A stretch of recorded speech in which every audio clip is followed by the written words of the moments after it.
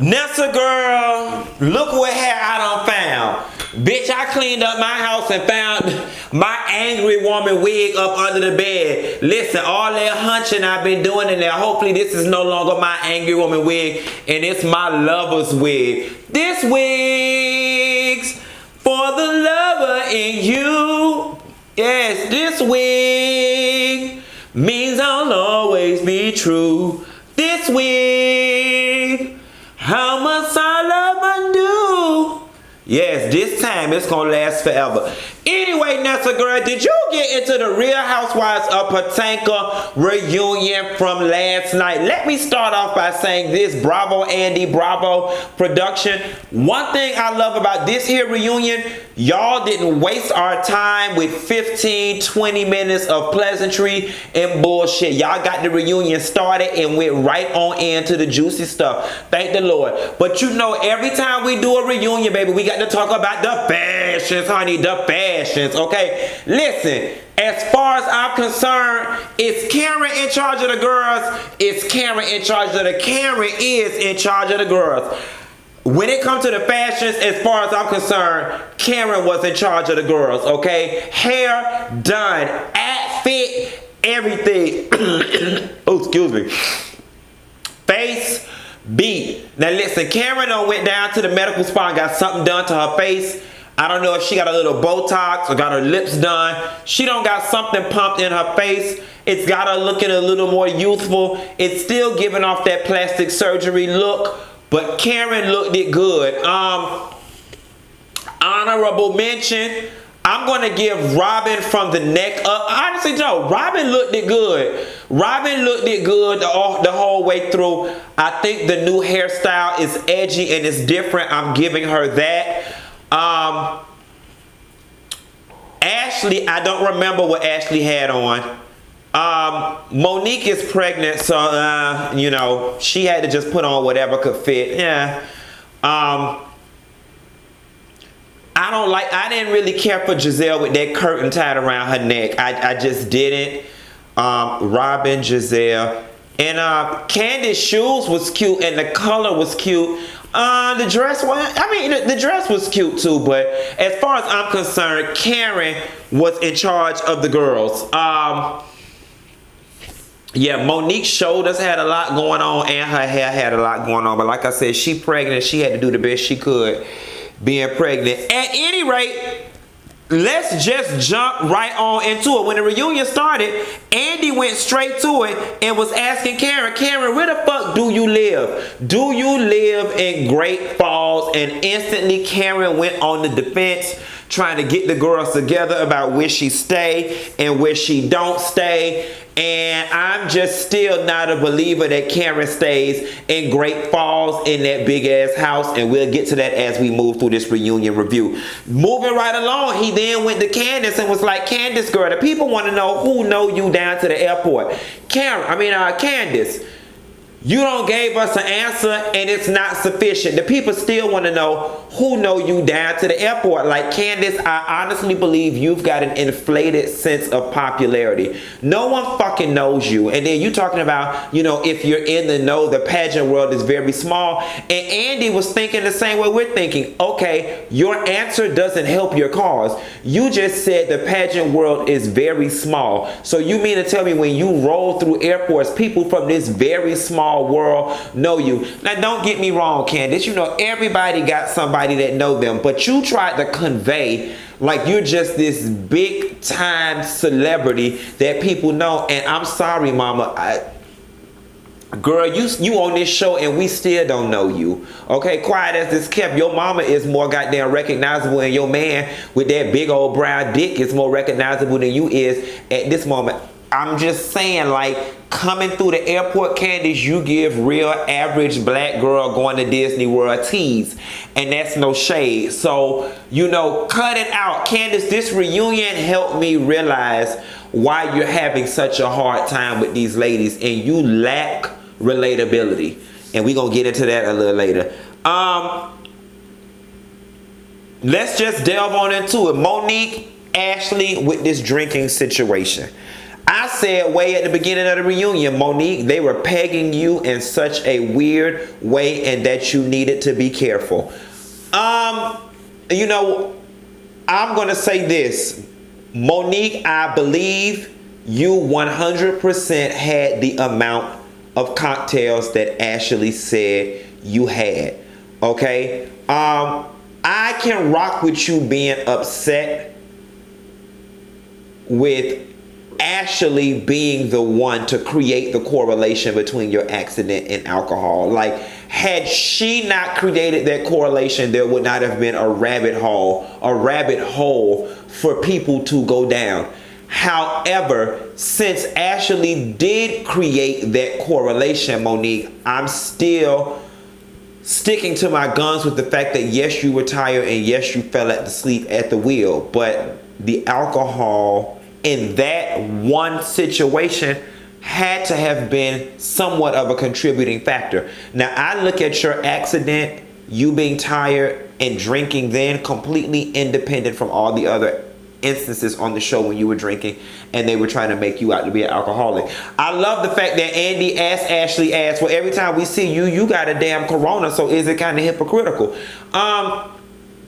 You know, it was a great way to close Ashley and to jam her up, but the reality of the situation is Ashley ain't the one that got into a car accident, and Ashley ain't the one that had other incidences where, you know, alcohol seemed to have been a factor in what was going on. And I love Ashley's response. She was like, you know, it wasn't just this car situation. You know, Monique drank a whole bottle of wine. She did this, that, and the third. So don't put all of that on me. But Ashley, you were being messy. Like, you've just been messy this entire fucking season, and you did not start out that way. Like, you've overcorrected. And the funny thing about it is, the gag is, at this point, I really don't even think you're messy. I think you're immature. I really think that's what the issue is with Ashley. She was on her P's and Q's season 1.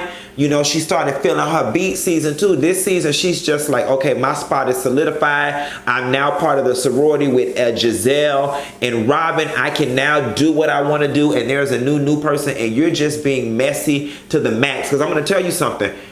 Every time Andy asks somebody a question about a piece of their storyline that had nothing to do with you, Ashley, on this reunion, for whatever reason, you chimed in, quiet as it's kept. Midway through the show, I really did not know who was hosting the reunion, Ashley or Andy, because she was commenting so much and just creating all these conversations by way of her comments. But, you know, I got a feeling, Ashley, you know, listen, every dog has his day, mama. You might want to simmer down and just be a little careful. I will say this.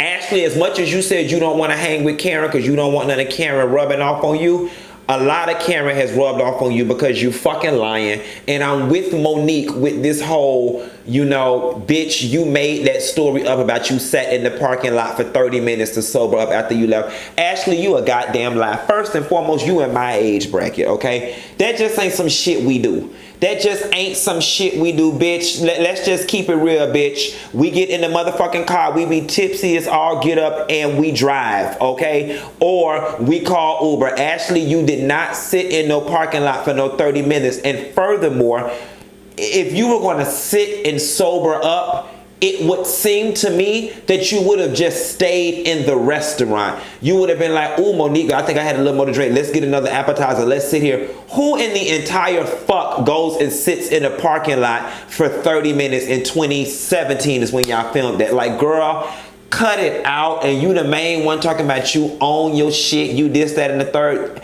And I was with you until that comment, but you fucking lying, sat in the parking lot. Girl, if anything, you sat in the parking lot trying to breathe as much carbon monoxide as you can to kill yourself from that tired ass marriage you in with Michael. What about you sat in the parking lot? Girl, bad.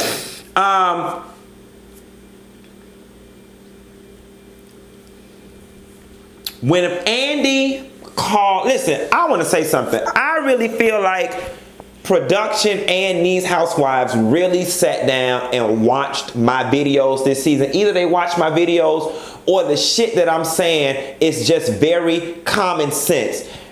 Andy asked Gizelle straight up, you flat out said You and Robyn were going to do your own thing, basically on Monique's dime when y'all got to France. So why did it bother you so much that she upgraded to first class? And then, you know, Gizelle went down this whole tunnel of it didn't. All she just had to do was just tell us, just inform us. And I love what Karen said, which is what I said in a previous video. You're just committed to not liking Monique. Gizelle is just committed to having a problem with Monique. There is nothing Monique can do that will be okay with Gizelle. She's just one of those people who makes it her business to find a gripe about Monique because you don't like her or you're jealous of her for whatever reason. It is one of the two. I'll give you credit and say it ain't got nothing to do with jealousy and you just don't like her. But you need to own it. Like, I just don't understand. And that really, Gizelle, annoyed the fuck out of me then, and it done re-annoyed me now. You flat out, first of all, you didn't want to go. Then you gave the girl your ass to kiss about going. You said that you and Robyn was going to be doing y'all own thing anyway. Then on the reunion, you're talking about, yeah, when we get there, not on the plane. Like, it's just always some nuance, some caveat, some exception, some explanation and or excuse why you're mad with Monique. And it all boils down to bullshit. Candiace in that house and the mama paying the bills.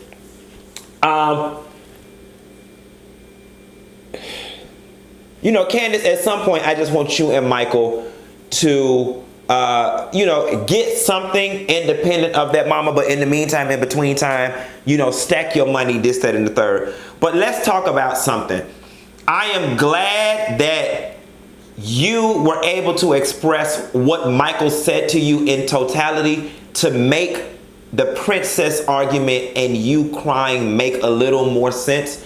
It gave it a little more weight, added a little brevity. It's still, his comment is still in the princess umbrella, and he told you right. For Michael to say, for Chris to say to you, child, I got all the white mans confused. You know they all fucking look alike. For Chris to say to you, don't let this show go to your head, you ain't shit. And I don't like how you tried to spin it like he was looking down on you saying he ain't shit. What the fuck he was doing was getting in your face and humbling your ass in that minute. Because Candiace, you and that pageant attitude, I can see it in you. You have the capacity and the propensity to be all up here in the clouds. And he was basically saying, look, bitch, I'm not the one. I'm your man, not your peasant. You around here treating me like a slave. Don't let this show fucking go to your head. You ain't shit. And when he said, but you ain't shit, he meant, bitch, you human. You put your drawers on one leg at a time, just like everybody else. And I'm still with Chris. And I'm going to tell you something. You were the one in that bathroom crying.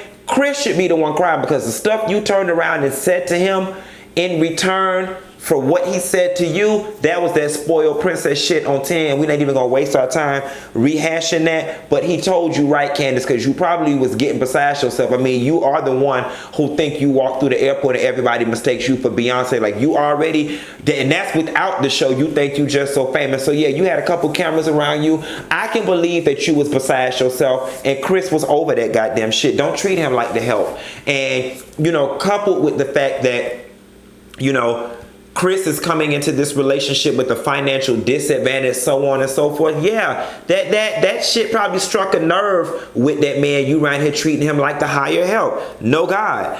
I want to say something, and I have to stand corrected on something.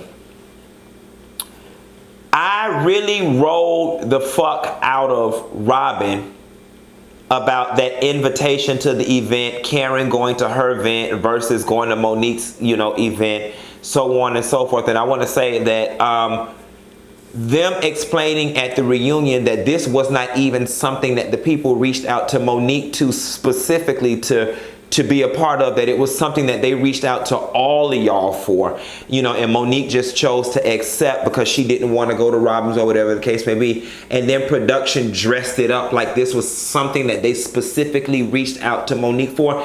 It gave Robyn's frustration more weight. And I got more clarity as to why she was so upset with Karen.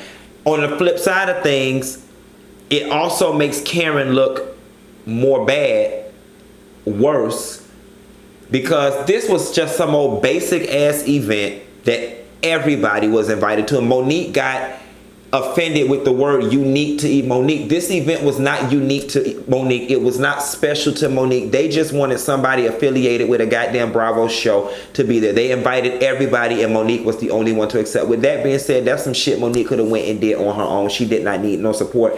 I understand Robyn's frustration with that. Karen, on the flip side of things, knowing that this event at the end of the day really was of no value to Monique, it makes you look bad because you just didn't want to go to Robyn shit. Because Robyn and Gizelle was getting on your nerve. And Karen, you just should have said that. Like, you just should have said you did not want to go. I will say this. I enjoy, and I forgot how they got there, when Monique wore Robyn's ass out about being Gizelle's lapdog. And Robyn, like, here's the thing. If one person says something, you let it ride. If two people say something, let it ride. But if 3, 4, 5 people are saying the same thing, like, sis, you have to have enough introspection and drop your ego and pride enough to be able to assess what it is people saying. And Robyn, I really think you need to sit down and assess the dynamic between you and Gizelle and what y'all putting out there in the world that has people feeling like you have no brain and that you run behind Gizelle. Like, Robyn, this just ain't even me, you know, because, you know, I got a special dislike for the mean girl shit that Gizelle and Robyn do. But Robyn, you know, you've got the general consensus, and I think everybody who watches this show, for the most part, the general herd feels as if your head is in Gizelle's ass. And mama, you need to do some correction. And it is. And I do think Monique was right when she made the comment about Gizelle feeling Gizelle needs people to be beneath her in order to feel like something in the friend group. And beneath her doesn't necessarily have to mean financial. It could mean status. It could mean looks. It could mean exposure. It could mean the way she dressed. But Gizelle is the sorority president. Okay, and I think that's a large part of the reasons why she and Monique bump heads so much, because the way Monique's lifestyle is set up is it does not require her to have to run behind Gizelle to be a part of the clique to be something.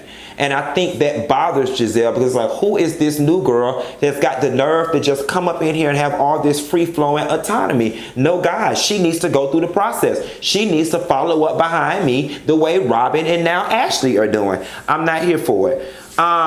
But Gizelle, you do act like Robyn's lapdog. And Ashley, your ass ain't too fucking far behind. It's just so funny how, you know, your ass was on the out season 1 and part of season 2. But now that they don't kind of accepted you and got somebody else to or somebody else that they can pick on, i.e. Monique and Candiace, your ass all in the bunch and you just so happy to be there with your mess ass. Speaking of messy, I want to say this. Monique, you full of fucking shit, pregnant and all. The way you tried to backpedal and pussy pop your way out of Robyn's whole issue with that meme, Monique, you fucked up. Like, and I ain't never had to get in your ass the way I'm getting in your ass now, but I don't almost fucking lost friendships trying to defend your ass. And all my friends that took me to the carpet saying, you know, oh, you know, Monique got an issue owning shit. She got an issue accepting shit. And I've always rolled for you, Monique, but this is where this ride motherfucking stops. Monique, you full of goddamn shit and you are a fucking liar. And you stupid as fuck if you can't understand what the fuck Robyn is saying. Yo, brother is the president of the fan page and you trying to act like, oh, you're just so detached from the fan page and you don't know what the fuck is going on the fan page. Let me tell you something. I know the cloth you reality TV hoes is cut from, okay? Y'all read the comments on my videos, other people's videos. You stay on social media seeing what people are saying about y'all. Monique, you cannot tell me you don't go on that fan page on a consistent basis and get the general tone of what is being disseminated from that goddamn handle. And you know that your brother is taking digs at your castmates and you laughing and letting it ride because you didn't like Robyn or you didn't care for her. And that's okay. You know what I'm saying? But my whole thing is just own it. Just be like, you goddamn right. Shit, that's our fan page and we shooting shots at you because we don't fucking like you. And that's my brother. He felt the way. And shit, if that's what he wanted to do, I wasn't talking to you at that time, so I let it ride. That's what a mature person does. But to try to sit here and act like, oh, you know, your brother live in Cambodia and you ain't talked to him in 10 years and he run that page, hell fuck no. Everything coming off your official fan page that is ran by your brother is approved and authorized by you. And that's just true tea, Monique. Own the shit. That you did all this essay and diatribe delivering, talking about, you know what, I can see how that could bother you and I'm going to correct it in the future. All this political talk saying a whole bunch of fucking nothing. Girl, bad.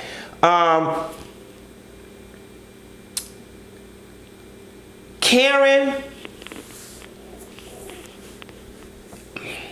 you know, I don't know how to feel about you and Ray's marriage.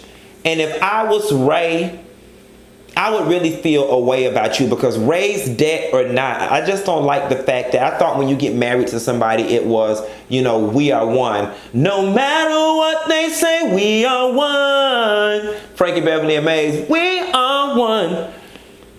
And the way that you are just so able to detach from Ray and be like, that's not our shame. That's Ray's stuff.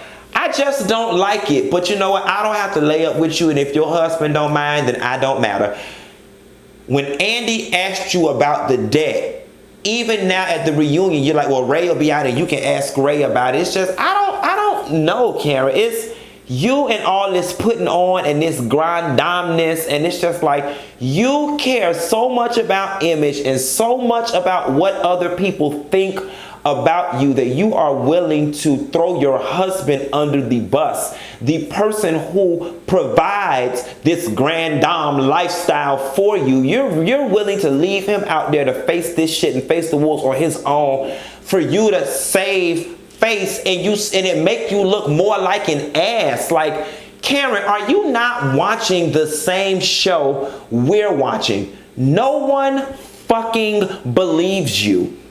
Like, Karen, no one believes you, and moreover, no one respects you. No one respects any of this putting on, filibustering, and, you know, mirage creating that you're doing. It's just like, give it a rest already, Karen. Like, be real. And you are losing for the same reason Candiace is losing. Motherfuckers can't relate to you. Like, they want some relatability from you, Karen. It is all right that you and Ray went through a rough patch and had to fucking move. Life fucking happens. It does, Karen, and it's okay. And quiet as it's kept, now that I think about it, Ray was having those tax troubles, then you went out and bought or leased or rented that goddamn car as a means of saying, I'm doing fine financially. That was so desperate. It was so desperate looking, and it's further fucked up because if your man having all that trouble, it would seem to me that the $100,000, whatever it is you took to get that damn car, that you would be saving in the event that your man needed to put that down deposit on that payment plan with the IRS. But then again, you more concerned about your image than you are your marriage and your man, and you know, your shit's just falling apart and you are coming unhinged, Karen. I like what Andy said to Karen. He was basically saying, Karen, your shit is on the front page of the newspaper. It's all in the blogs. Everybody knows. Don't you think it would just be easier to come out with it? That way these ladies wouldn't have anything to talk about and it would dead the issue.